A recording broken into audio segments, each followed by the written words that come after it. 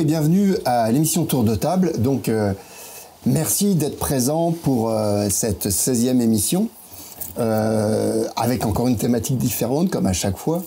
Et puis, je tiens encore à remercier pour vos messages aussi. Je l'ai fait la semaine passée, mais là, je le renomme encore pour vos petits messages d'encouragement, puis ça fait plaisir.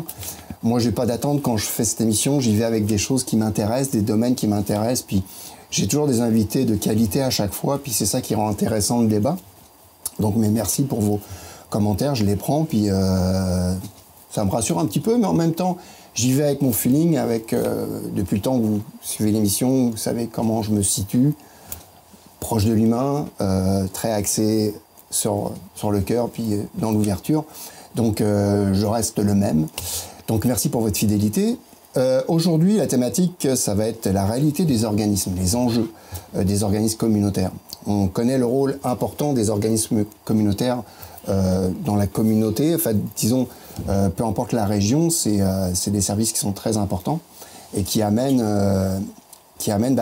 pour les organismes, des fois, il y a des réalités qui sont liées avec la politique, avec différents événements. Il y a plein de choses qui rentrent en ligne de compte.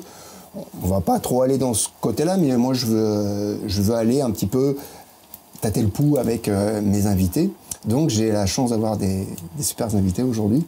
Donc, je vais commencer avec, à ma droite, je vais te laisser te présenter. Bonjour tout le monde. Mathieu Fontaine, directeur de l'Office d'habitation des Appalaches, gestionnaire des logements sociaux pour toute la MRC des Appalaches. À ta droite. Catherine Lachance, directrice du réseau Entraide des Appalaches. Très important, ça aussi. À ma gauche... Andréane Morin, directrice du Carrefour Jeunesse Emploi de Frontenac. Cool. Et pour terminer, Geneviève Couture de l'Alternative Appalaches. Merci beaucoup à tous les quatre d'être présents. Là, je vais amener un petit peu le début du débat, hein, évidemment, dans notre échange, dans la discussion. Donc, quels sont les enjeux que vous voyez, vous, depuis, peut-être pour ceux qui sont un peu plus longtemps dans le communautaire, un petit peu l'évolution des enjeux par rapport aux organismes communautaires, disons, on pourrait y aller post-pandémique, on va dire. Qui c'est qui veut commencer? Ben, c'est sûr, tu as dit depuis un petit bout. Moi, je vous cacherai pas, je suis arrivée post-pandémie. Je suis arrivée en 2022 dans la réalité communautaire. Fait que je vais te laisser m'expliquer par le fait même ce qui était avant un peu la pandémie, puis qu'est-ce que ça l'a emmené, peut-être. Ben, moi, j'ai été directrice depuis 2019. Fait que je suis arrivée, j'ai commencé mon mandat 6 mois, mais la pandémie est arrivée. Je pense qu'un des enjeux qui demeure, puis je pense qu'on va être toute une année autour de la table, ça demeure le financement, l'argent. Oui, c'est le nerf de la guerre. C'est ça, c'est le nerf de la guerre. Puis même post-pandémie, oui, avec la pandémie, il y a eu des fonds qui sont arrivés ici et là pour soutenir la population, soutenir les organisations, mais reste que cet argent-là est non récurrent. Donc, on nous demande de répondre aux besoins immédiats dans l'action, le ici et maintenant, mais on ne sait pas dans 1 an ou 2 ans si on va être encore capable d'y répondre. Puis ça, c'est une grosse réalité des organismes, puis c'est pas d'aujourd'hui, mais je pense que ça a pris tout son sens, justement, en lien avec la pandémie, où il y a eu ils se sont rendus compte un petit peu de l'importance des organismes communautaires, mais ils sont toujours un peu les dernières roues du carrosse, un petit peu. Mm-hmm.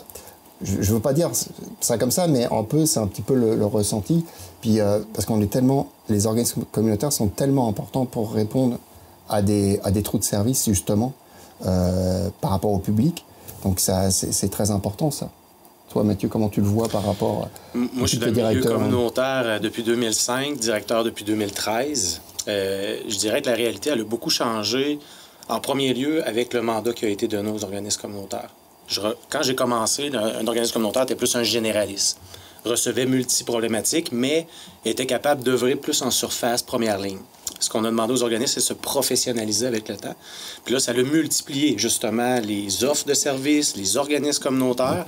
Fait que le financement est un enjeu parce qu'on a pris un organisme, on en a quasiment créé 3 avec le même, vu le nombre de services qu'ils offrent maintenant. Fait que le financement est là, mais on est aussi dans des heures de pénurie de main-d'œuvre. Fait que de garder du monde qui sont en mesure d'aider, de soutenir, d'accompagner notre clientèle. Fait qu'il y a un défi qui est là aussi. Mais il y a vraiment eu une accentuation des problématiques, ou du moins de la souffrance en lien avec la pandémie, On le voyait, le tissu social du Québec s'effrite tranquillement pas vite. Les services sont de plus en plus difficiles à obtenir. Parlez-en à ceux qui fréquentent des hôpitaux ou des services plus spécialisés. Là, en arrivant vers ces services plus spécialisés-là, ben là, c'est là qu'il peut y avoir des trajectoires qui sont plus difficiles à offrir. Fait qu'il y a un enjeu de suivre la vague. Ils nous en demandent plus aussi depuis la pandémie parce qu'ils se rendent compte que ça a eu un impact important, autant chez l'individu que dans son environnement social. Puis là, on est là-dedans, on est confronté à, oui, il y a de l'argent peut-être qui peut arriver, mais Geneviève, tu le disais bien, c'est de l'argent pour des projets avec une durée X. Après, on fait quoi? C'est ça. Les intervenants qu'on veut engager ou le personnel, les agents de soutien qu'on veut mettre en place, ben on leur dit quoi? Dans 3 ans, c'est pas trop ce qu'on va être. Fait que ouais, ça, c'est vraiment récurrent. Puis vous vivez tous les 4, hein, vous vivez ça, les ressources, trouver la bonne ressource, puis garder, quand tu as un bon intervenant, de le garder pour que, justement, avancer, parce que si tu changes tout le temps, c'est dur de donner un service et puis une expertise aussi. Exactement. C'est parce que c'est important de garder l'expertise, hein, puis de la faire évoluer aussi. Donc c'est quand même un enjeu, ça je le comprends, puis on voit que les besoins ont changé, les problématiques sont plus importantes. Puis là, on devient de plus en plus, comme les organismes communautaires, des premières lignes. Ce qui ne serait pas supposé être, mais ce qui est, dans les faits, plus ça aussi. Oui. Donc, pour vous, c'est un enjeu. Par exemple, toi, Catherine, au réseau d'entraide, tu le vois, ne serait-ce que déjà avec tes cuisines collectives ou pour les familles qui ont de plus en plus de mal à se nourrir. Tu le vois, oui, dans plein de volets. En fait, j'aime bien, tu dis qu'on dirait qu'on fait un service de première ligne, là, mais moi, je pensais, notre organisme, on est beaucoup dans la gestion de besoins d'urgence, de gestion de crise. C'est souvent des gens dans le besoin immédiat, là, faut répondre, puis... fait nous, on voit une grosse augmentation de tout ça, de gens qui ont des situations qui c'est sûr que c'est pas l'idéal parce qu'eux, ils l'ont vu venir, mais ils ont peut-être pas réagi rapidement, là. Mais tu sais, tu disais tantôt, le gouvernement, nous, ce qu'on a ressenti, c'est qu'il y avait une plus grande reconnaissance des organismes communautaires. Oui, par contre, ça vient avec plus de demandes, mais pas plus de financement, comme vous avez tous dit, là.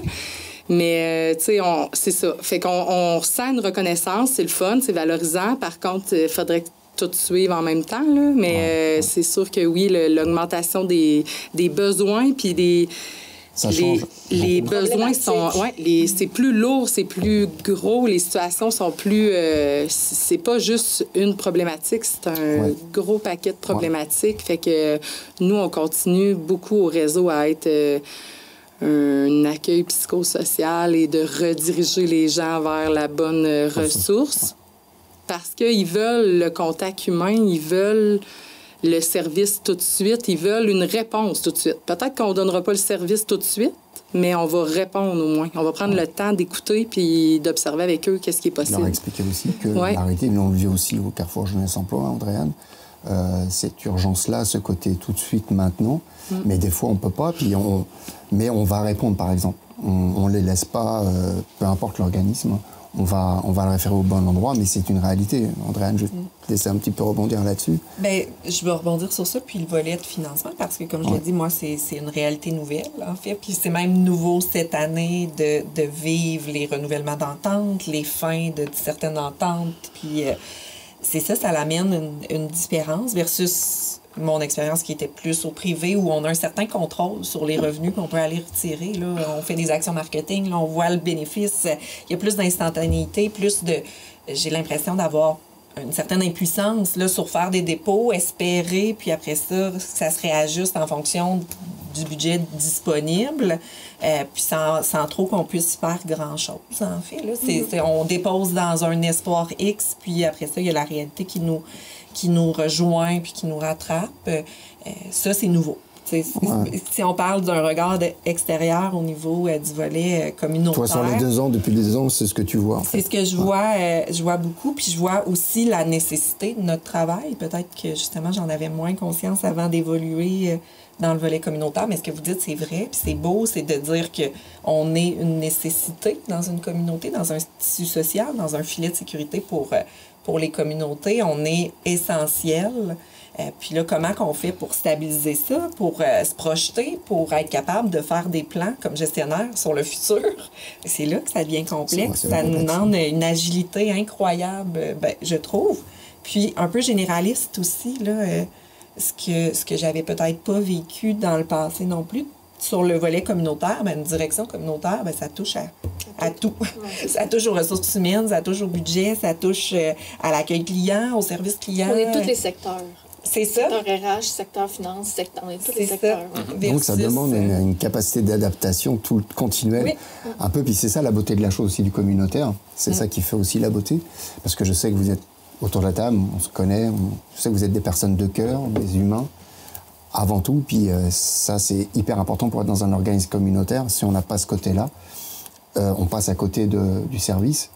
Mais reste que c'est un enjeu. Après, comme Mathieu, tu parlais des ressources, chacun ici dans vos organismes, vous les vivez, d'avoir les ressources adéquates avec une expertise quand même. Puis d'offrir le service qui devient de plus en plus lourd, comme tu nommais Catherine, parce que c'est une réalité aussi. Puis ça fait partie des enjeux des organismes. Et puis, en lien avec ces enjeux, pour les ressources, un petit peu, pour faire un petit... c'est quoi l'important pour vous dans une ressource que vous voulez embaucher, que vous voulez avoir avec vous? C'est quoi les critères qui sont primordiaux pour répondre à vraiment aux besoins de la population? Oui. Je pense qu'une des premières, ça va être si la personne colle aux valeurs de l'organisation puis croit à la mission de l'organisme. Je pense que ça part de là.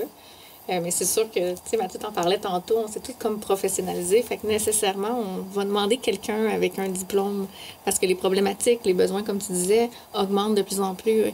On a besoin d'avoir des gens qui vont avoir les compétences. Ça n'enlève rien aux gens qui veulent aider, soutenir, mais on a quand même besoin d'avoir des gens qui ont un diplôme dans la boîte pour être capable de répondre adéquatement. Fait que un des premiers critères, ça va être ça. Ouais. Si la personne n'a pas le diplôme, mais qu'elle adore ou valeur, on va peut-être être capable de coller quelqu'un, un intervenant qui va faire du modeling, du coaching, mais est-ce qu'on a les capacités? Est-ce qu'on a les ressources? Ouais. Est-ce qu'on a le temps? C'est ça qui est compliqué. C'est ça qui est compliqué. Ouais. Parce que je pense que la base des organismes communautaires, tantôt je disais que je suis arrivée en poste comme direction en 2019, mais depuis 2000, je navigue dans le communautaire à différents endroits, à Québec, Montréal et tout ça. Mais au tout début, on était beaucoup dans les mobilisations, beaucoup dans le bénévolat, beaucoup dans essayer de faire valoir qu'est-ce qu'on veut. Là, on l'a. Mais maintenant, il faut jouer avec ce qu'on a demandé. Fait que c'est de trouver maintenant les bonnes personnes. Parce que les bénévoles ont encore leur place dans les organisations. C'est essentiel de les avoir pour faire, je pense, ne serait-ce qu'à nos membres de conseil d'administration. Ils sont tous bénévoles autour de notre table d'organisme. C'est très important, c'est super important. Mais des gens qui vont venir faire des activités, dans mon organisation, c'est encore important. Mais quand on parle de ressources humaines qui vont travailler avec la clientèle, nécessairement, on va aller... En tout cas, pour ma part, on va aller chercher des intervenants qualifiés. Oui, et puis c'est comprenable aussi. Puis toi aussi, tu le vois, Mathieu, depuis le temps aussi... Tout à fait, tout à fait. Puis tu sais, on passe pas à côté d'un individu avec un sens de l'empathie qui va être hors norme. On pense pas à côté de quelqu'un qui va avoir la mission de tatouer sur le cœur. Tu sais, on a des belles organisations, mais on n'accorde pas nécessairement le milieu public. Non. Ou les fonctionnaires. Je comprends. La personne qui va venir travailler chez nous, ça va être une personne qui a envie de faire une différence, qui a envie d'être dans le concret, dans le quotidien des gens. Fait que c'est vers là qu'il faut que tu t'enlignes pour aller chercher ton monde. T'sais, moi, j'ai un spectre à l'office de... Oui, j'ai des intervenants, mais j'ai aussi des gars de maintenance. Les deux rentrent dans les milieux des individus, chez les locataires. Fait que je demande la même chose à mon gars qui tient un marteau que elle qui tient le crayon. D'avoir l'aspect de discrétion, de respect de l'intimité de l'autre personne. Nous, on peut rentrer dans le bloc, c'est notre immeuble. Mais on pense pas que le locataire, lui, c'est la seule place qui a une intimité, c'est son logement. Nous, on rouvre la porte, on peut rentrer, mais c'est pas comme ça qu'on fonctionne. On avertit avant, on envoie une lettre, on informe de qu'est-ce qu'on va faire chez lui. On lui donne l'occasion de nous appeler s'il y a des questions, on le prépare parce qu'on a ce respect-là. Mais c'est important que tous les gens de mon organisation aient ce côté-là. Puis le fait d'arriver avec des gens qui vivent différentes vulnérabilités, il y en a qui n'ont seulement une, mais il y en a d'autres qui n'ont plusieurs. Ça prend une capacité d'adaptation. Fait que la personne qui est à l'accueil, qui reçoit ce monde-là, elle se doit d'avoir cette capacité d'accueil-là et cette capacité d'adaptation-là. Même chose pour ceux qui travaillent sur le terrain. Tout à fait. Puis ça, c'est important. Puis chacun, tout à l'heure, tu parlais de mission, puis moi, je peux le dire, moi, si je suis au Carrefour, parce que j'ai la mission tatouée sur le cœur, elle sait, Andréane, hein, c'est quelque chose... On a plus ou moins tous travaillé ensemble, puis on sait pourquoi on fait ça. Tu sais, tout à l'heure, tu parlais d'empathie, tout ça, mais c'est sûr que la diplomation est importante, la formation, oui, elle est hyper importante, puis après, c'est ton engagement dans le milieu. Tu sais, puis c'est pas évident de trouver la ressource qui va... Ça, c'est un autre enjeu pour les organismes communautaires, de trouver la personne qui va peut-être avoir les diplômes, mais est-ce que dans sa mobilisation, il faut trouver ça aussi pour que justement le service soit répondu, puis de la belle manière et de la bonne manière pour la population. Tu le vis aussi, toi, avec tes intervenants? Oui, c'est sûr que le côté humaniste, la bienveillance envers les autres, c'est un prérequis. Puis moi, chaque fois qu'on a des stagiaires, tu sais, puis qui nous parlent la différence entre le communautaire, le milieu public, mais moi, je dis tout le temps, c'est sûr que c'est vraiment un choix quand tu viens au communautaire parce que il y a la proximité, il y a tu sais, t'es dans le milieu avec la clientèle, t'es dans le ici et maintenant énormément, tu sais. C'est sûr que la personne qualifiée qui a ça, c'est l'idéal, mais c'est difficile à trouver. Ouais. C'est difficile à trouver parce que, justement, comme le milieu public est très attrayant, ben quand ils ont les qualifications puis qu'ils ont le côté humaniste, bienveillance et tout ça, ben là, ils vont des fois être portés à aller travailler au milieu public parce que les conditions sont différentes. Des fois, ils reviennent. Mais exactement. Exactement. Le retour du peu. Exactement. À cause justement de la beauté de la chose. En tout cas, je trouve que c'est ça qui est plus important. Après, c'est une question de choix. Hein. C'est quoi qu'on veut dans sa vie, c'est normal, puis on juge pas ça, pas du tout. Mais oui, c'est l'élément très important, en fait, pour travailler dans un organisme communautaire, c'est de croire en la mission, puis d'y aller avec...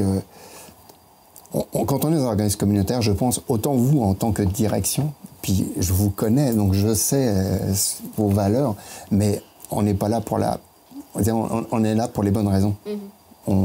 Après, c'est un choix. Je vais passer Andréane parce que je sais que toi, ça a été un gros changement. Puis moi, je l'ai vécu, hein, mais depuis ton arrivée, j'ai vu l'évolution. Mais à la base, tu l'avais, ce côté humain pour l'humain. Puis je trouve que c'est ça. Toi, comment tu l'as vécu de passer du privé à venir au communautaire? Bien, ça a été un choix. Je pense que j'adore avec ce que vous avez dit. Geneviève, quand tu as nommé mission, valeur, je pense que c'est le choix premier.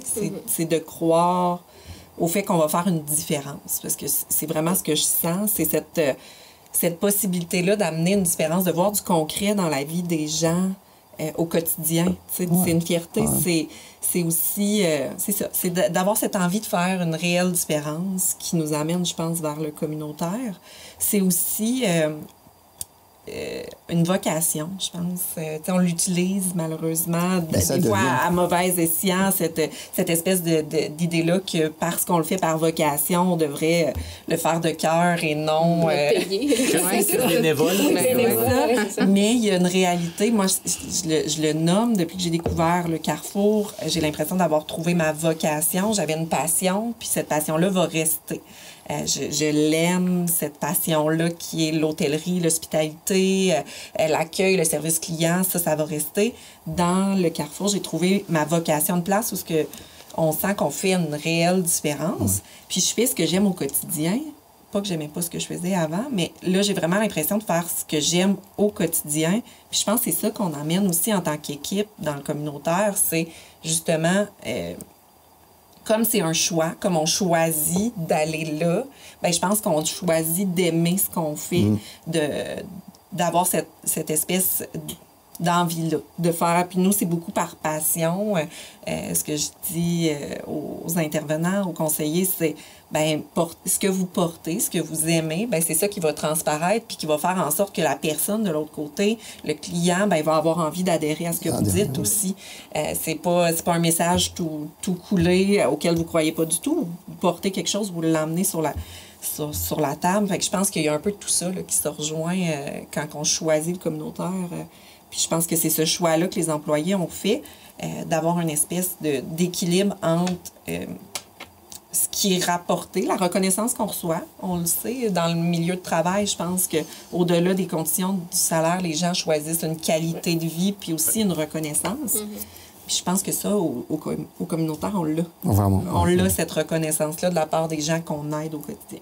pas tout le temps, mais la majorité.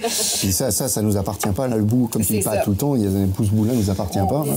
Puis ça, chacun autour de la table, on peut en témoigner. Moi, en lien aussi avec les enjeux du communautaire, c'est qu'il y a un moment, moi je l'ai vécu au tout début, puis toi, Mathieu, tu as dû le vivre, toi aussi, Geneviève, c'était ce côté un petit peu individualiste des organismes. Ouais. Mais ça a changé, puis dans le bon sens, puis il était temps que ça change. Hein. Ouais. Puis, comment vous le voyez en 2024, moi, je le vois, évidemment, j'en vois vraiment. Puis la preuve, rien qu'autour de la table, vous ne seriez peut-être pas là, sinon, mais l'important, justement, que les organismes entre eux communiquent et plutôt que de tirer la couverture sur soi, parce qu'à un moment donné, c'est ce qu'on sentait. Puis peut-être que des participants pouvaient sentir ça aussi. Ils se sentaient cloisonnés, puis il fallait qu'ils répètent. Fait que là, maintenant, d'ouvrir, qu'est-ce que vous pensez de ça, d'aller plus loin, que l'organisme communautaire fasse un grand tout, mais, comme tu dis souvent, pour le bien de la personne, au-delà du bien de l'organisme? Moi, je l'évalue selon deux sphères, je dirais. Il y a la première, financière. On recule d'une dizaine d'années, les organismes communautaires n'avaient pas le financement qu'ils ont aujourd'hui. Ouais. Il y a vraiment eu une augmentation du financement qui est venue avec l'augmentation des responsabilités. C'est pas venu pour la base qu'on a fait. Ça, il faut bien le comprendre. Là. Oui, on a plus d'argent, mais il en demande plus. Ouais. C'est pas parce que ce qui était avant est bien financé. Ouais. C'est bien important de le dire. Avant, on était financé minoritairement pour le travail qu'on faisait. Fait que les statistiques étaient importantes. Fait que je pense qu'il y avait une espèce de... compétition, mais on gardait les gens.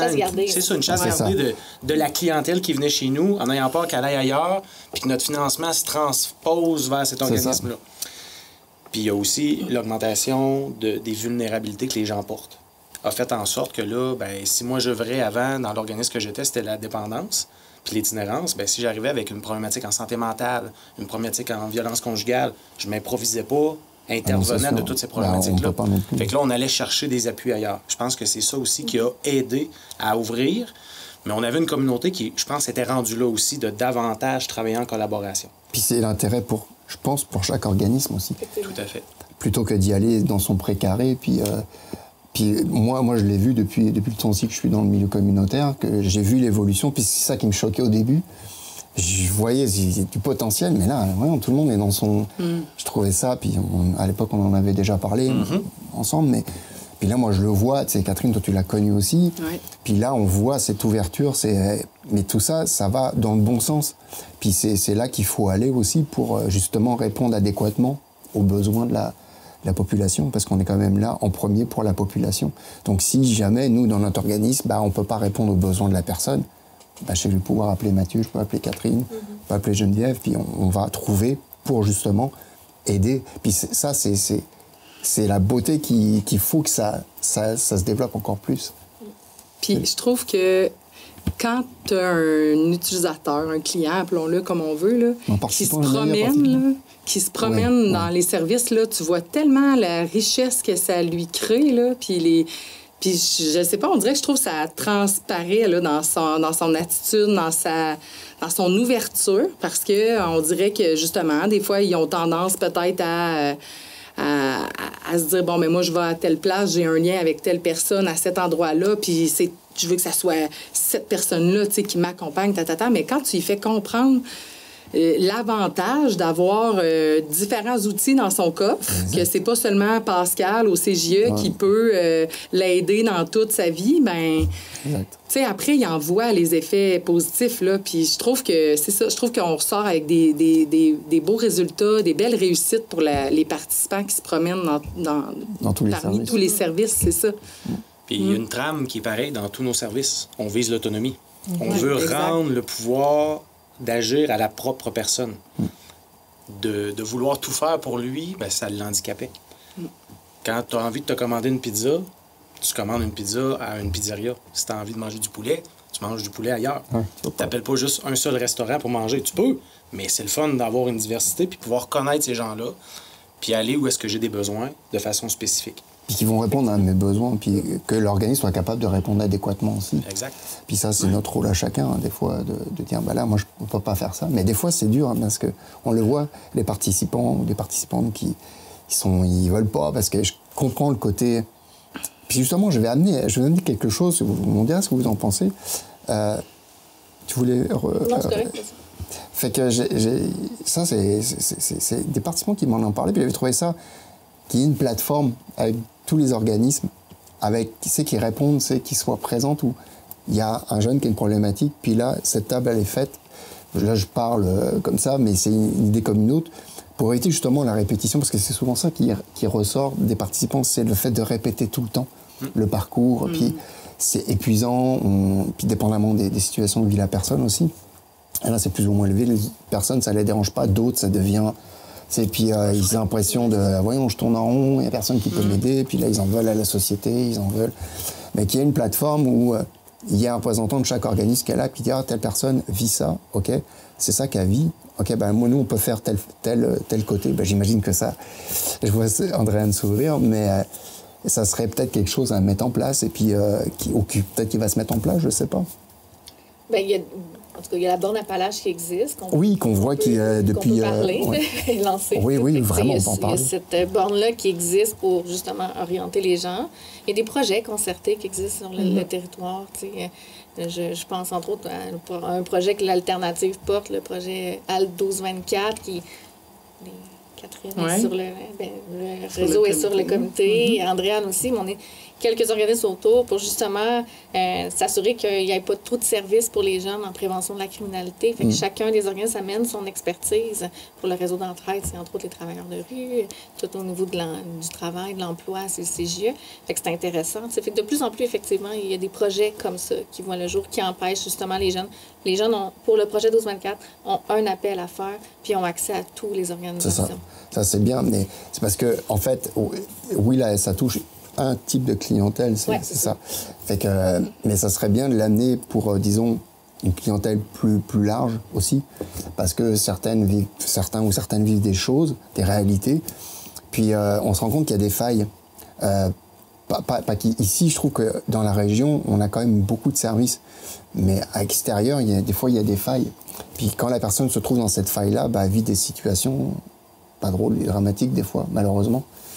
Puis je sais que tout le monde essaye de faire au mieux, mais c'est ça. C'est peut-être de trouver une alternative à ça. Bien, je veux rebondir parce que je trouve que ça fait aussi le pont avec la réalité qui est changeante, où on se parle de plus en plus, on se concerte, on essaie aussi de comprendre la mission de tous et chacun, les clientèles qui sont desservies.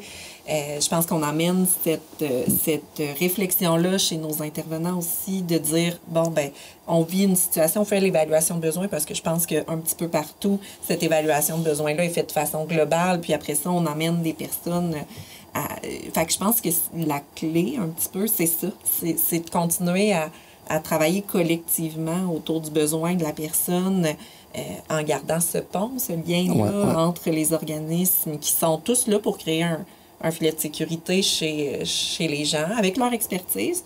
Je suis de cette idée de pensée-là qu'on a aussi besoin de un petit peu de cette expertise-là qui s'est peaufinée au fur et à mesure pour garder au cœur, c'est bien beau de penser qu'on peut avoir toute la polyvalence du monde de nos équipes dans une réalité, sont formés, outillés pour répondre aussi à un besoin plus spécifique, parce que si on avait juste des généralistes, je ne pense pas qu'on serait efficace dans chacun de nos organismes. Fait que je pense qu'en se concertant, en travaillant collectivement, en pensant aussi aux autres, puis tu disais, ALT 1224, c'est parti d'un projet concerté. On en a aussi avec Catherine. Je pense de plus en plus, on se mobilise comme direction à dire, OK, ben on voit ce besoin-là. Moi, je peux répondre à une partie. Je peux pas faire globalement l'entièreté de tout ça. Ben, qui peut venir m'appuyer? Qui peut venir chapeauter ce projet-là avec moi? Puis on le fait ensemble. Mathieu, vous le vivez avec... Les immeubles, c'est la même chose. On a une expertise, nous, en gestion d'immeubles. Ce qui n'est pas l'expertise de la majorité des organismes communautaires qui, eux, c'est en gestion de profil clientèle. Ouais, c'est ça. Ben, quand on se parle, on est peut-être capable de créer un organisme avec un milieu qui est géré par l'Office, mais avec une clientèle qui est supportée par divers organismes communautaires. Ouais. Fait qu'on le voit de plus en plus. Puis je prends la balle au bon, Andréane, tu le disais. Se concerter, c'est bien, mais juste d'échanger puis de se parler. Ouais. On a eu une table logement dernièrement, puis l'organisme nomme qu'on offre des 2,5, des 3,5 à des jeunes qui sortent de DPJ, exemple. Moi, dans ma tête, je me dis, wow, 2,5, 3,5, tu sors 18 ans, tu vas être content, tu vas avoir un bel appartement. Puis on se fait répondre que c'est trop grand. ils ont été habitués comme dans des mini-chambres style cellule. Fait qu'eux autres, quand ils rentrent dans un 2,5, 3,5, c'est trop grand. Comment j'entretiens ça? C'est quoi faut que je fasse? C'est anxiogène. De te le faire dire, tu penses que toi, tu avais une bonne idée en disant on va mettre en place des 3,5, ils vont être super contents pour le profil de la clientèle, puis finalement, tu passes à côté. C'est juste un échange que j'ai eu avec cette personne-là. C'était pas je pose des questions, quels sont vos besoins, là, c'était on échange, puis elle me nomme ça. Fait que c'est important de se parler, puis de prendre le temps, puis d'avoir le pouls d'un peu tout le monde. Ce qui fait que toi, après ça, quand tu arrives dans ton organisation, ben tu vas ajuster. Tu vas ajuster, ouais, je comprends. Fait que moi, la prochaine fois que je vais faire des logements pour des jeunes, ben je vais penser à ça. Qu'il y a eu cette personne-là. Fait que mon réflexe, ça va être quoi? Ça va être de la rappeler. Puis d'aller plus loin dans mes questions. Parce qu'elle m'a amené un élément que j'aurais jamais pensé. Parce qu'on se fait tous des images quand on crée des projets, quand on met des nouveaux services en place. On veut fournir un service pour tel type de profil, de clientèle. Puis tu penses que tu organises les choses au mieux de ta connaissance. Puis finalement, ça peut être complètement dans le champ gauche. Mais tu le sais pas. Puis tu l'as pas fait mal. Tu l'as pas mal fait. C'est pas mal intentionné. Exactement. Fait que de parler avec tes partenaires te permet de t'ajuster dès le départ, puis d'éviter que tu te ramasses vraiment à des écarts importants de ce que tu voulais cibler. Mais ça, j'aime ça entendre ça dans le sens où je pense que c'est la clé d'offrir un bon service aussi, c'est la communication. Nous, ça passe avec, en tant que intervenant, moi, ça passe avec mon participant, mais ça passe entre les organismes, justement, la communication, puis d'utiliser l'expertise de chacun, parce que cet angle-là, comme tu disais, des fois on peut passer à côté, puis peut-être trouver le moyen de dire moi je peux prendre cette partie-là, que ce soit Andréane, Geneviève, Catherine, Mathieu, dire cet angle-là tu peux le voir comme ça, puis ça va toujours être bénéfique. De toute façon, les organismes ont tout à y gagner, disons dans les enjeux, d'améliorer les services aussi. Bien, les organismes ont gagné, mais c'est surtout la personne au cœur de la problématique qui va gagner ça. C'est ça. Puis ça, c'est pour ça qu'on fait ça aussi, les organismes communautaires. Quels autres enjeux? Là, c'est sûr que Mathieu, là, avec, tu sais où j'y vais, la crise du logement, là. Exact. Je te sens venir. En même temps, puis le rôle de l'Office est tellement important derrière ça. Et je sais, tu m'avais parlé un peu des projets que vous faisiez, tout ça, mais ça, c'est un gros enjeu actuellement, là. Effectivement. La crise du logement, un des déterminants de la santé est le logement. Fait que pour qu'une personne se maintienne en bonne santé tout au long de sa vie, de lui donner l'occasion d'avoir un milieu de vie adapté, sécuritaire, va faire en sorte qu'elle va gagner des années ou en perdre. Fait que c'est important que tout le monde s'y retrouve. Puis on s'entend dans une population, on a différents types de revenus, on a différents types de situations. Fait qu'il faut qu'on soit capable d'offrir différentes avenues à nos locataires pour être capable de répondre à leurs besoins. Fait que nous, à la base, on gère un parc de logements subventionnés social. Fait que les gens payent 25 % de leurs revenus. Fait que tu peux gagner 1 000 $ par mois, tu vas payer 250 ton logement. Tu peux gagner 700 par mois, tu vas payer 160 ton logement. Pourtant, vous allez habiter un à côté de l'autre. Fait que ça, c'est la base pour laquelle les offices ont été créés. Et là, ils nous demandent de prendre davantage de mandats. Ils ont étiré toutes nos missions, puis c'est correct. Mais en même temps, ça nous demande maintenant de développer du logement. Avant, on était un gestionnaire. Les bâtiments élevés, on les gérait. Là, maintenant, ils nous demandent de gérer ce qu'on gérait, puis d'en ajouter et de continuer à les gérer ceux-là aussi. Fait que là, on a vu apparaître différents programmes d'habitation pour différents types de profils de clientèle, mais on a aussi différents types de programmes. Fait que là, on parle plus juste de logements subventionnés, on parle de logements abordables. C'est-à-dire que la personne va payer un prix dit normal, mais l'immeuble a tellement pas coûté cher à construire parce qu'il est subventionné que le coût de loyer va être plus bas. Mais il n'y a pas de subvention à la personne. Fait que là, on s'en va vers là, tranquillement, pas vite, vers l'abordabilité. Puis il y a bien sûr les logements dits privés où est-ce que là, les fourchettes de prix varient selon l'état des logements. Mais le gros bas qui fait mal présentement dans le logement, c'est vraiment l'écart majeur qui s'est créé entre l'offre et la demande. C'est pour la région, la municipalité des Appalaches, on était, il y a 5 ans, à 10 % de taux d'inoccupation. Ça veut dire pour 100 logements, il y en avait 10 de libres. Pour 100 logements, il y en avait 10 de libres, excusez-moi. Là, on est à 0,4. Ça veut dire sur 1000 logements, j'en ai 40 de libres. Fait que c'est plus du tout la même chose. Fait que la réalité, elle frappe de plein fouet, puis elle frappe des profils clientèle qui n'étaient pas là avant. Qui n'étaient pas là avant. C'est des familles, parce que tu avais des enfants, te faire refuser parce que tu avais des enfants, c'était pas là. Là, on le vit.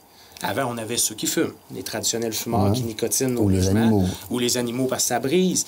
Mais on en avait quand même qui ouvraient la porte avec l'ouverture. Là, à ce temps, c'est vraiment très difficile. Puis comme je dis, les prix ont tellement augmenté que là, il y a des gens qui sont obligés d'aller vers des logements insalubres, non entretenus, pas de service du propriétaire. Fait que ça met en jeu leur santé. Et puis ça, on voit la précarité, hein, justement, de plus en plus. Ouais. On le vit tous, hein. De toute façon, on est tous concernés par ça, malheureusement, mais c'est sûr que là, toi, tu dois le voir encore plus par rapport aux demandes. Tout à Comme fait. tu disais tout à l'heure, une clientèle qui n'était pas, que tu ne voyais pas avant, maintenant... Tout à fait. T'sais, nous, on avait en moyenne une centaine de demandes par année, puis là, on est rendu à 200 depuis 3 ans. Fait que c'est le double de travail qui rentre à l'office depuis 3 ans. Malheureusement, on ne crée pas le nombre de places suffisantes. Puis là, on a comme des opportunités. Il y a beaucoup d'argent qui descend dans les logements pour ceux qui lisent les journaux ou qui ont entendu parler dans les dernières années. 1,8 milliard a été annoncé l'année dernière. Mais on a 5 ans pour le dépenser. Les projets qu'on construisait avant prenaient 7 ans à lever. Faites le calcul, j'en bâtirais pas 25. Fait que là, on se doit de se transformer comme organisation pour être capable d'emmener le besoin et la demande en corrélation. Pour être capable, parce qu'on s'entend, tant qu'on ne créera pas de nouveaux logements, on ne travaillera pas sur la demande. Il faut augmenter l'offre. Fait qu'on n'a pas le choix. Puis l'offre va passer par nous pour du subventionné, du abordable, puis par le privé pour un logement dit standard. Il faut que tout le monde mette la main à la roue. Puis ça, c'est une partie de toi, ta réalité, mais chaque organisme, on a nos réalités aussi en lien avec ça, par rapport aux subventions, pour répondre à un besoin de plus en plus criant. Puis comment offrir le service avec de moins en moins de ressources aussi, mais tout en restant quand même un service de qualité. Est-ce que tu le vis, toi aussi? Oui, ben, comme je disais tantôt, il y a quand même des opportunités qui sont arrivées pendant la COVID qui nous ont permis de se remettre un peu à flot. Il y a eu l'augmentation, en tout cas, tranquillement. On parlait du PSOC en 2000, le programme de soutien aux organismes communautaires en 2000 versus maintenant qui a augmenté, mais effectivement, il nous demande aussi d'en donner plus. Je pense que c'est le nerf de la guerre. C'est difficile d'être capable de subventionner notre mission. D'être capable d'avoir de l'argent juste pour être capable de donner les services initiaux de l'organisation. Il faut, comme je disais tantôt, beaucoup amener des projets et tout ça. Moi, ça m'amène aussi à un autre enjeu. Puis là, c'est que quand le gouvernement nous donne de l'argent et qu'il nous demande d'en donner plus, on devient de moins en moins autonome comme organisation communautaire, je trouve. Quand on parle d'action communautaire autonome... là, tu deviens dépendant de cette subvention. On devient dépendant. Puis c'est difficile après ça de sortir de cette roue-là. Faut toujours faire attention, de dire, OK, ben je suis autonome. Donc, si il y a une demande dans la communauté par rapport à ce besoin-là, ben je vais y répondre en fonction de ma mission, pas nécessairement en fonction de ce que le gouvernement va nous demander de faire. C'est tout ça qui est difficile aussi. Puis ça, j'aime bien ce que tu amènes parce que c'est tellement pertinent. Mais toi, tu l'as vécu déjà avant, puis là, ici. Mais puis je sais qu'Andréane le vit aussi, tu dois le vivre aussi, Catherine. Hein. C'est cet enjeu-là de toujours dépendre toujours du même bailleur de fonds qui t'enferme quelque part, mais il faut tout le temps se développer. Je sais que tu voulais rebondir. Je trouvais que ça faisait du sens ce que Geneviève disait, parce qu'on a été reconnu en termes d'organisme parce qu'on a été créatif. Puis à partir du moment que tu es reconnu puis que tu es créatif, ben, ils t'amènent un financement puis ils disent maintenant tu fais ça. Ouais, c'est ça. Je vais te financer, mais sois plus créatif comme tu l'étais au départ. Fait que, ça vient comme un non-sens d'une certaine façon. Fait que c'est là un peu, quand tu dis on perd de l'autonomie, ben, je trouve que c'est là on perd notre capacité à servir de bord, notre capacité à s'adapter rapidement au changement de la clientèle, ce que Andréane nommait tantôt. Tu sais, un centre de santé, c'est super, mais c'est très compartimenté puis ça fonctionne d'une manière. Quelqu'un arrive puis qui est un peu hors champ, une clientèle qui est désaffiliée, va arriver dans un centre hospitalier puis là, il dit ben, suis les flèches rouges à terre, déjà là, tu le perds. Fait que c'est pas bâti de la même manière. Un organisme, c'était un service humain. Dès que tu rouvrais la porte, c'est un humain à qui tu parlais. C'est ça qui fait la différence. Exact. Puis là, on le voit, des organismes communautaires avec des boîtes vocales, on voyait jamais ça, il y a 20 ans. Là, on en voit arriver. C'est correct, on s'est professionnalisé. On a des équipes plus grandes, on offre plus de choses, mais en même temps, on s'éloigne de la raison d'être, de pourquoi on est né. Fait que le maudit financement nous amène là. Oui, c'est ça, exactement. Mais je pense que c'est important quand même qu'on se respecte. Oui, on est dépendant du financement. Je ne sais pas jusqu'à quel point on peut y aller dans l'affirmation de nos convictions profondes, mais en tout cas, dépendant des différents financements, moi, j'ai senti avec certains qu'il y avait une ouverture quand même au respect de notre autonomie. quand on leur apporte les bons arguments, dans la douceur et la bienveillance. Mais tu sais, quand on leur explique justement pourquoi tu nous as aimés au départ, mettons là, que je vulgarise ça, pourquoi tu nous as aimés au départ, pourquoi tu viens me solliciter puis que tu penses que j'ai tout le potentiel comme organisme pour offrir ce service-là, mais c'est important qu'on ne l'oublie pas, tu sais. Fait que, en tout cas, moi, je m'étais fait dire beaucoup oublie pas les raisons d'être. Exactement. Tu sais, puis de ne pas se gêner tout en douceur, de leur rappeler que, ben, tu sais, oui, on est prêt à aller à tel endroit où vous nous demandez d'aller. Par contre, c'est important que vous gardiez en tête que nous, on est là pour ça. Fait que, tu sais, je peux donner un peu du mien, mais donne un peu du tien. Donc, on y va à 50-50, on se rejoint, puis, tu sais, pour pas se dénaturer, pour pas que ça vienne plus en lien avec nos valeurs. Là. Ouais, je comprends. T'sais, on parlait de la beauté de nos employés, la beauté des services qu'on offre. Ben moi, je le vois quand on est en cohérence avec les valeurs de l'organisme puis nos valeurs profondes. Puis si on s'éloigne de ça, ben là, il n'y a plus personne qui va avoir du plaisir. Puis il y a comme une dissonance. Puis, puis d'après le moi, client, le participant va le sentir. À long terme, même le bailleur de fonds va peut-être trouver qu'il y a peut-être un changement, tu sais, finalement. Là. Fait que, tu sais, ils ont besoin de nous, mais c'est important de leur dire que puis ça, il y a une limite, je pense. Il faut se respecter. Parce que je sais que toi, Andréane, je sais que tu penses pas. Oui, je sens mon doute. C'est sûr que c'est ça. Cette réalité-là, nous, on la vit parce qu'on a énormément de bailleurs de fonds différents. Donc, je peux pas généraliser parce que je travaille avec presque tous les ministères présentement. Mais il y a certains ministères qui, comme tu le nommais, Geneviève, nous mettent dans des cases de dire, ben c'est ça le service que vous offrez, vous avez tel critère, la clientèle est très spécifique, puis là, il faut que ça cadre dans ce carré-là. Le client n'est pas carré. La personne est dans son ensemble, dans ses besoins. Elle va pas arriver en nommant, moi, j'ai besoin uniquement de ça que tu peux m'offrir. Donc, il y a cette difficulté-là parce qu'après ça, le besoin n'est pas nécessairement répondu parce que le bailleur de fonds nous exige, nous cadre. Puis là, on nomme les besoins qui sont différents, mais ça vient pas, ça suit pas. Donc, c'est sûr qu'il y a un enjeu parce qu'après ça, si tu cadres pas le client à quelque part, puis que les cibles sont pas répondues, puis que les cibles sont pas atteintes, ben là, ça justifie des coupures. On se cachera pas qu'on a lu les mêmes nouvelles dans les derniers jours, puis il y a différentes réactions à avoir face à ça. Ça nous amène quand même cette réflexion-là de dire jusqu'où est notre limite d'autonomie comme organisme communautaire, jusqu'où on peut aller. Nous, on a les Carrefours, un projet là, depuis le mois de novembre qu'on défend de dire justement parce que ces carcasses de bailleurs de fonds-là avec des carcans très carrés, ben, ils nous empêchent la latitude de besoin du client, mais nous amènent aussi une surcharge administrative qui était probablement moins vécue avant.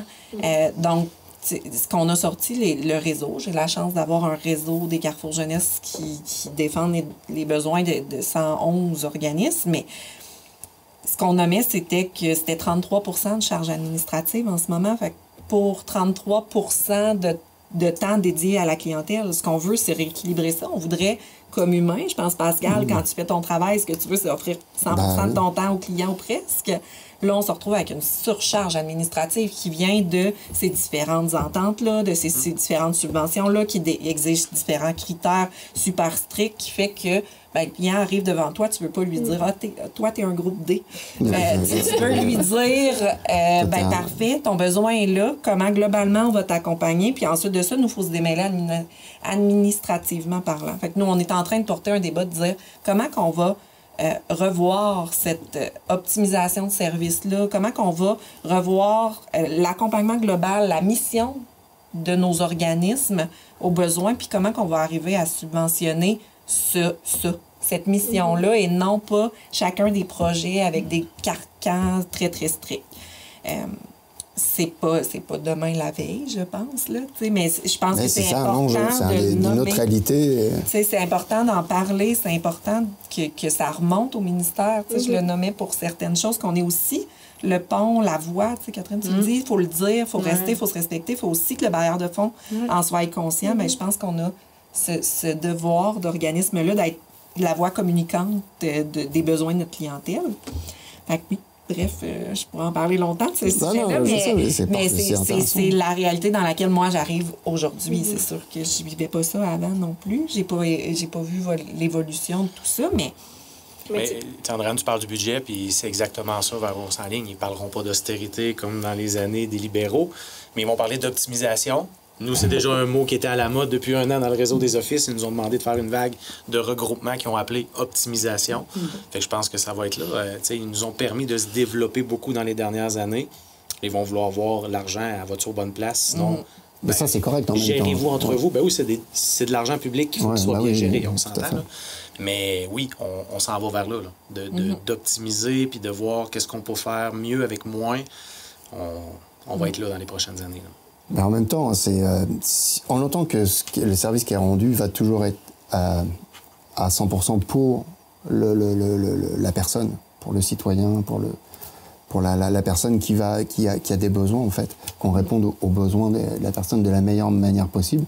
C'est sûr que les organismes communautaires, c'est de l'argent public, en fait.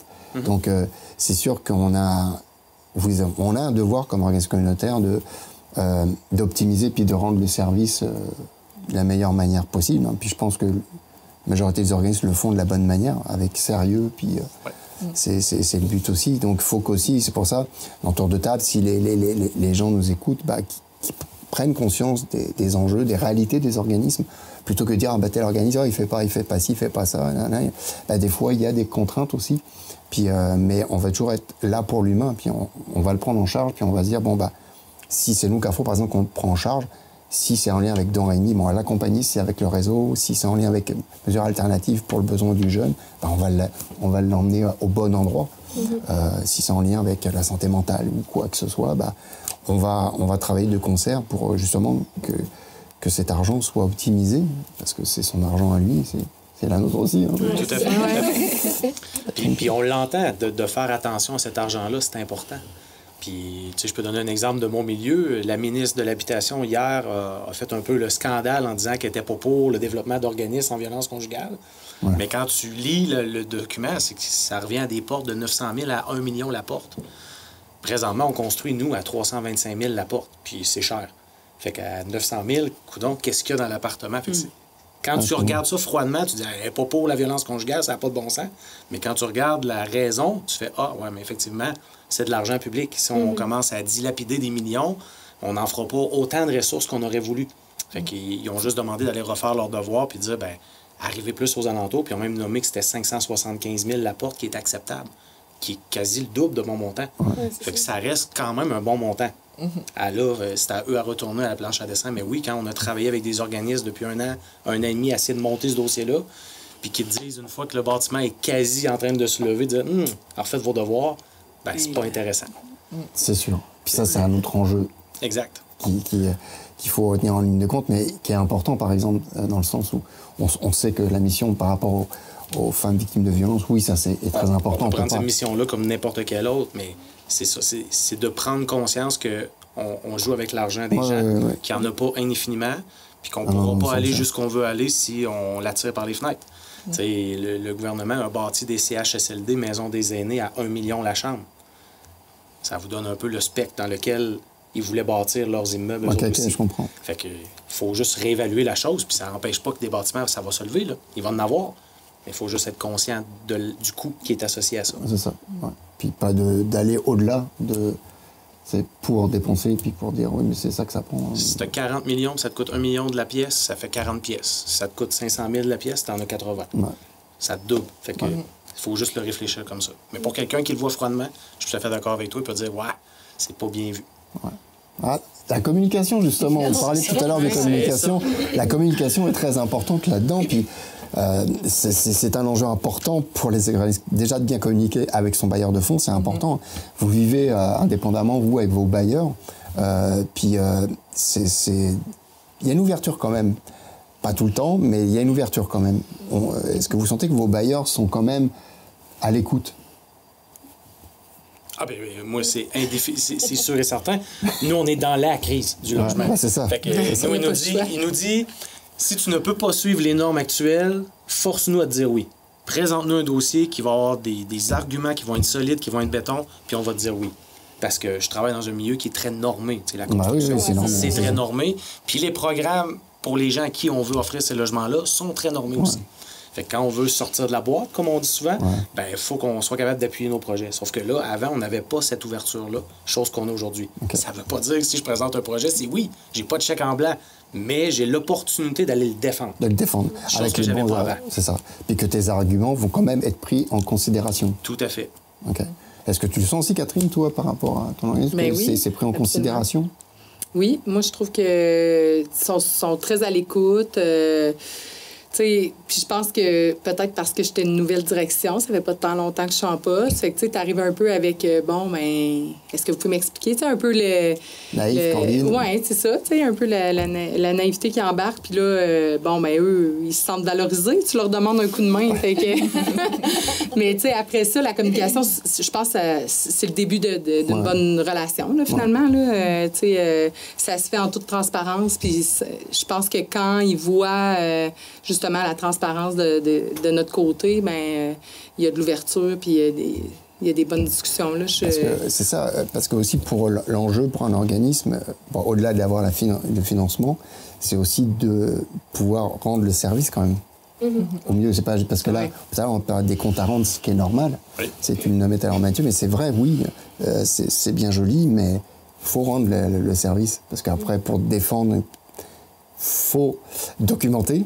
Dren, tu le sais très bien qu'il faut documenter, mais c'est ça qui fait la différence aussi, qui va pour justifier les actions qu'on a mis en place, qu'est-ce qu'on a fait, le concret, pour qu'ils le voient aussi, puis qu'ils se disent, ah ok, nos organismes, ils sont impliqués, puis leur mission, puis ils le savent de toute façon qu'elle est importante. Hein. Tu le sens aussi, toi, Geneviève, avec tes bailleurs Oui, quand même, relativement. Ça dépend toujours de quel bailleur puis dans quel contexte. Quand c'est un projet, comme tu disais tantôt, c'est quand même normé. Fait c'est ça qui est ça, c'est ça que tu dois rendre et tout ça. Mais pour ce qui est de mission globale, oui, relativement, les portes sont ouvertes. On est capable d'aller poser nos questions. On est capable... puis, tu sais, je vais revenir à... On avait une stagiaire cet automne qui arrivait de la France, puis elle disait, mais c'est donc bien drôle, parce qu'elle dit, vous êtes subventionné par le gouvernement et vous permettent de les critiquer. J'étais comme, ben oui, on peut se permettre parce qu'on fait partie, les organismes communautaires, de la transformation sociale. Fait que, oui, puis c'est tellement important. C'est super importante. On a été créés pour ça. Fait que oui, je sens cette ouverture-là. Il y a des gouvernements ou des ministères, pour ma part, qui sont plus faciles d'avoir accès, que c'est plus rapide, puis que c'est plus facile, mais... Sinon, relativement, on est capable d'avoir des discussions puis de parler avec eux. En fait, c'est là qu'on voit tous les enjeux d'un organisme. Puis c'est intéressant ce que vous avez partagé. Puis j'espère que pour les téléspectateurs, ils vont prendre conscience un petit peu au-delà du fait, parce que ça reste très... On voit un organisme, il fait ça, ok, ben, il a tant d'argent du gouvernement, il en a plein les fouilles, ou peu importe ce que peut être dit, mais derrière tout ça, il y a des redditions de comptes, il y a des contraintes, il y a des... Et puis, il ne faut pas oublier que ce qui est important, c'est le service qu'on va rendre à la personne, au citoyen qui va en avoir besoin, dépendamment de sa problématique ou de sa difficulté. Puis le post-pandémique a amené tellement de... On le voit, c'est exponentiel, là, les problématiques. Et puis, on se retrouve du coup plus en première ligne, les organismes communautaires, de plus en plus. Donc, on est hyper important, je trouve, que les organismes communautaires ont un rôle très important dans la société actuellement. Tout à fait. Vous êtes d'accord avec ça? Oui. Oui. Parfait, plus rien à dire. Non. Fait que, là, je voulais vous remercier d'être venu, d'avoir échangé, d'avoir eu cette ouverture aussi, parce que c'est pas forcément évident, mais que j'espère qu'à la maison, vous avez compris un petit peu les réalités, les enjeux des organismes. On aurait pu encore en parler longtemps, parce qu'il y en a plein d'autres enjeux qu'on a. Le temps imparti ne permet pas d'aller aussi loin. Mais reste que je voulais vous remercier de votre ouverture à échanger sur ce sujet-là. Puis moi, qui est très important pour moi, faisant partie du milieu communautaire, puis l'ayant gravé sur le cœur, c'est très important parce que je pense que les missions de chacun des organismes est tellement importante et répond à des besoins. Et on les voit, les besoins changent, et puis les organismes n'ont pas le choix de s'adapter tout le temps.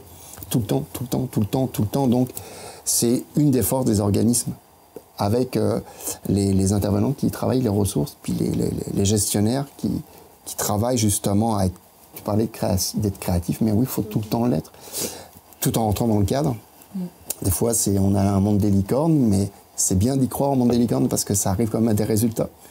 Puis je trouve que je vois l'amélioration depuis des années, je le vois, puis ça reste très positif, ne serait-ce que votre présence là autour de la table.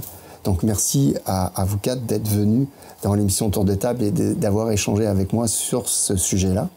Donc je vous donne rendez-vous pour une prochaine émission la semaine prochaine avec une autre thématique. Vous voyez, hein, vous savez que je suis verbomoteur, que je parle beaucoup. Là, j'ai des verbomoteurs autour de moi aussi, mais là, vous m'avez impressionné parce que vous êtes rentré dans le cadre, justement, pour parler de carcan. Vous m'avez surpris. Moi, un peu moins, mais bon, on est qui on est. Fait que je vous remercie de votre fidélité et je vous donne rendez-vous à la semaine prochaine. Merci.